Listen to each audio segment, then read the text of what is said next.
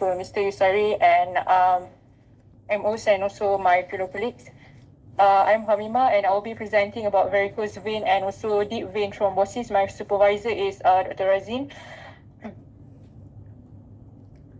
So coming up with the clinical scenario, this one is 51-year-old policeman with underlying obesity. The BMI is 31 kilogram per meter squared.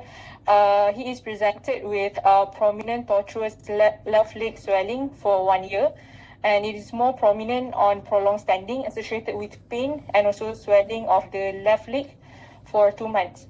However, on examination, there's no abdominal or inguinal swelling. As for social history, he is a chronic smoker, giving a 31 pack year. And for the past history, he got history of intubation and also ICU admission in April 2020 for COVID-19 infection. On examination, he is alert. Periabdomen is soft, no palpable mass. However, on the lower limb examination, you can see it is dilated tortuous vein over the medial aspect of the left leg. However, there's no lipodermatosclerotic changes or ulcer seen. Hormone sign done is negative. Tourniquet test is negative upon occlusion of the left saphenofemoral junction. The right DPA and also PTA is palpable, and also CRT is less than 2 seconds. So this is the varicose veins. It is defined as a dilated, tortuous, and elongated deformity of the superficial venous system of the lower limb. As for the anatomy, the venous drainage of the lower limb can be divided into two. The first one is deep venous system, which follows the arterial supply. That is the anterior tibial vein, posterior tibial vein, popliteal, and also femoral vein. Superficial venous system is divided into two, which is the greater saphenous vein and also short saphenous vein. The communicating veins or the perforator veins that joins the deep and also superficial venous system of the lower limb.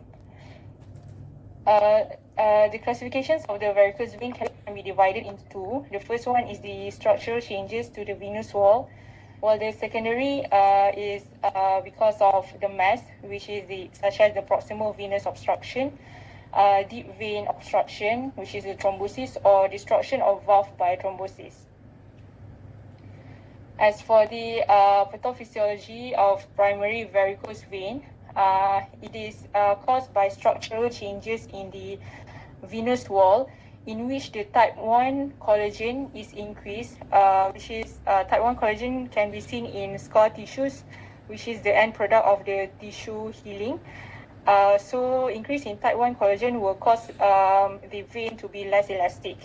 And also next one, it will cause the stretching of the veins. However, the valve do not expand.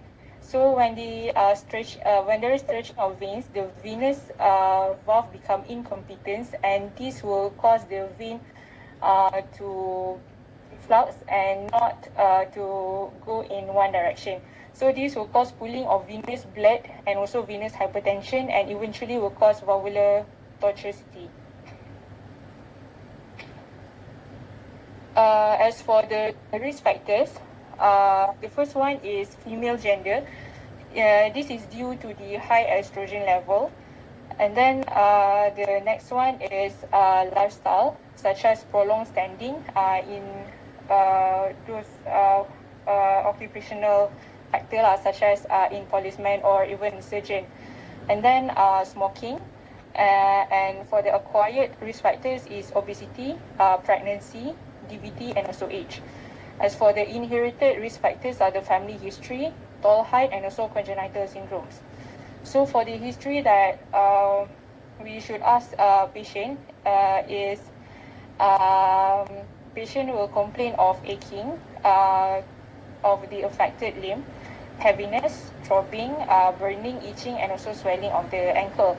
And symptoms typically increase throughout the day or with prolonged standing, and it is relieved by elevation of the limb. So for the lower limb examination, as for the inspection, we should see spider or reticular veins, venous eczema, venous ulcer, in which venous ulcer is usually seen in the gaiter area, which is located at the medial ankle. It has sloping edge and also shallow. And also, lipodermatosclerosis is actually a complication of varicose vein, in which it shows as an inverted champagne bottle sign, which is caused by inflammation of subcutaneous fat secondary to venous hypertension. It causes skin hardening and also hypopigmentation. And then we can see saphenous varix, which is the dilatation of the saphenous vein at the junction into the femoral vein. And it is visible upon standing, however, it resolves upon patient lying down.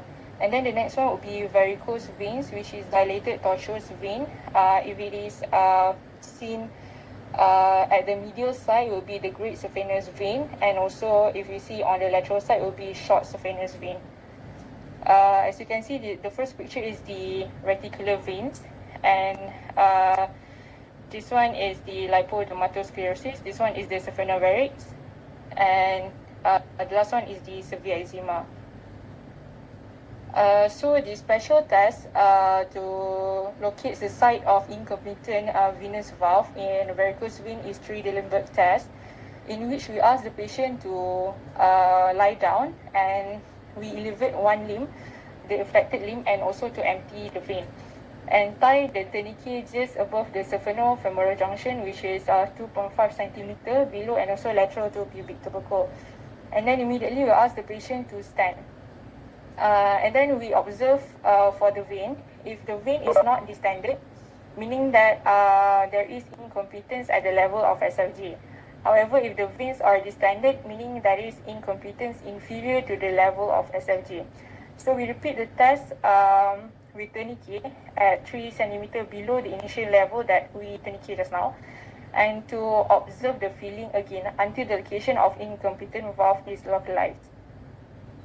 So the classification of varicose vein is according to CEAP classification. C is clinical, E is etiologic, A is anatomic, and P is pathophysiologic. So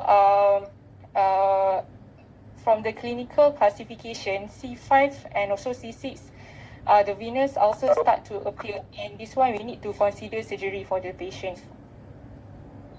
As for the investigation, we do venous duplex ultrasound, in which we need to confirm the site of the valve incompetence and also to detect the DVT, which is the secondary cause of the varicosity, and also to evaluate the superficial and also deep venous reflux, in which the retrograde flow more than 0.5 seconds indicate pathologic. And also if we suspected any abdominal mass or pelvic mass or IVC obstruction, we need to do ultrasound or CT abdomen. As for the management, it can be divided into surgical or non-surgical management. So the non-surgical management including lifestyle modification, in which these are the risk factors for varicose vein. Patient need to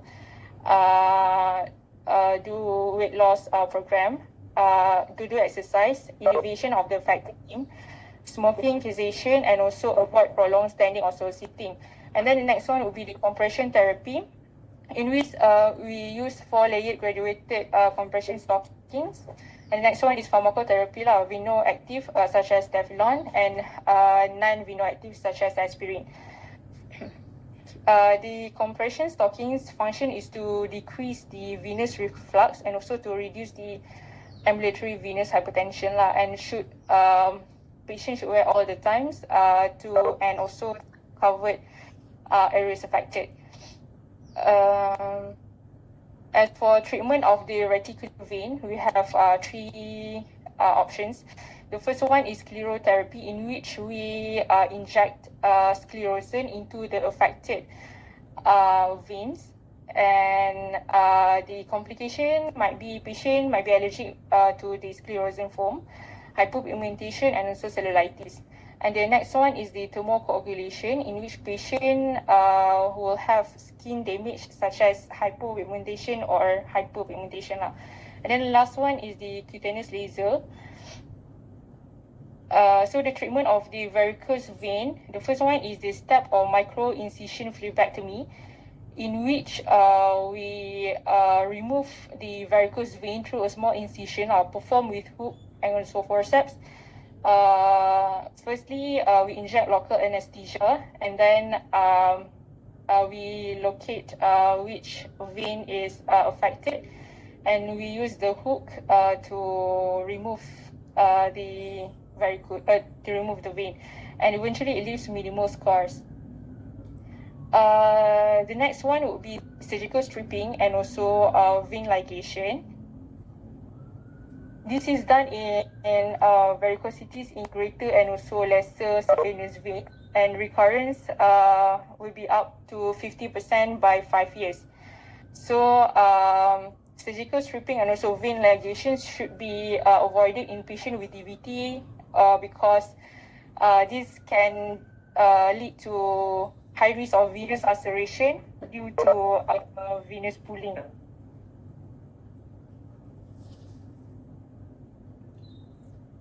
So this is the vein ligation and also stripping of the vein.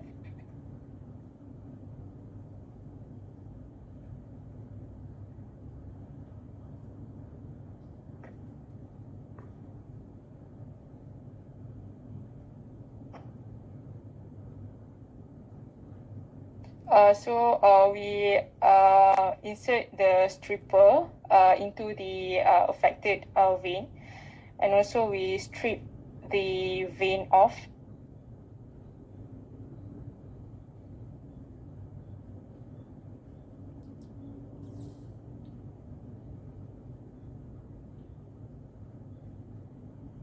Okay, the next one would be Indovina surgery, in which this one we do not remove the vein, but then heating probe is applied to the patient.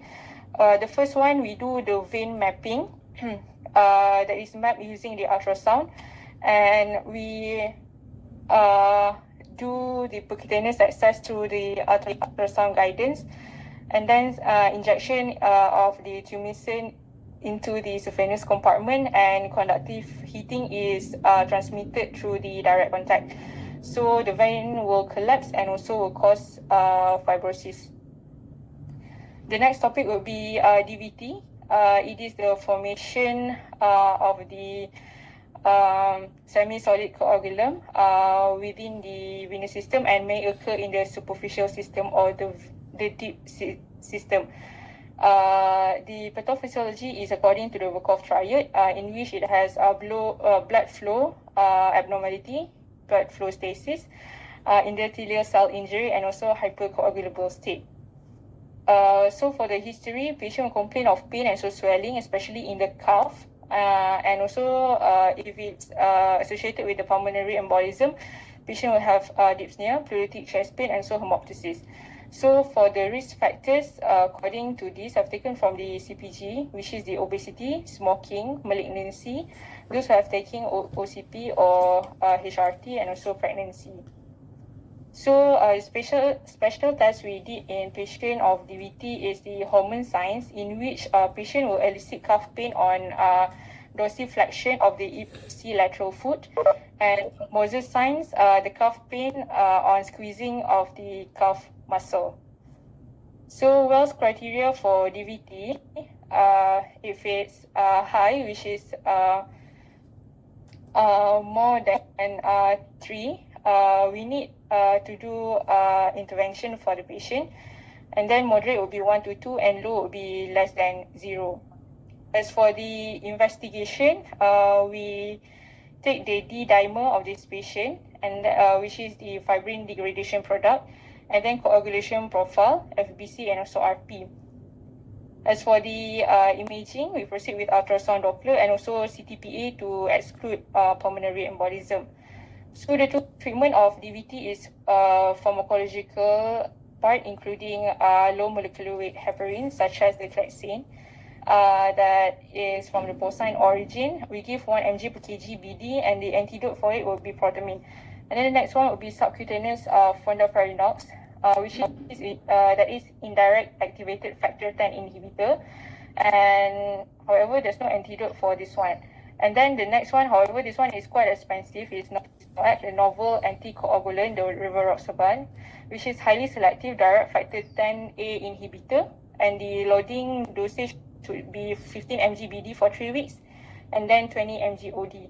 And then unfractionated heparin, however, is no longer a standard treatment of DVT because it needs infusion and also need frequent APDT monitoring, and also it took more than 12 hours to achieve therapeutic level. The antidote is protamine. So once it is confirmed DVT, so we start on low molecular weight heparin, either enoxaparin or tinzaparin, as soon as possible, and to continue at least 5 days until the INR is 2 or above 2 consecutive days.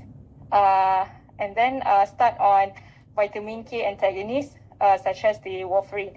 And for pregnancy, low molecular weight heparin is the treatment of choice. And for severe renal impairment, we offer IV unfractionated heparin. As for the thrombolytic therapy, we consider catheter-directed thrombolytic therapy for patients with symptomatic iliofemoral DVT who has low risk of bleeding, life expectancy of 1 year or more, and good functional status. As for the pulmonary embolism, the commonly used agent is RTPA, is recombinant tissue plasminogen activator. We infuse at 100 mg over 2 hours and followed by continuation of therapeutic heparin infusion. And we consider thoracotomy in those critically ill patient or patient which is not suitable for thrombolysis. And then the last one is the inferiorvena cava filters, and we offer temporary filters only to patients with proximal DVT or pulmonary embolism who cannot have anticoagulant treatment. So that's all from me. Any questions?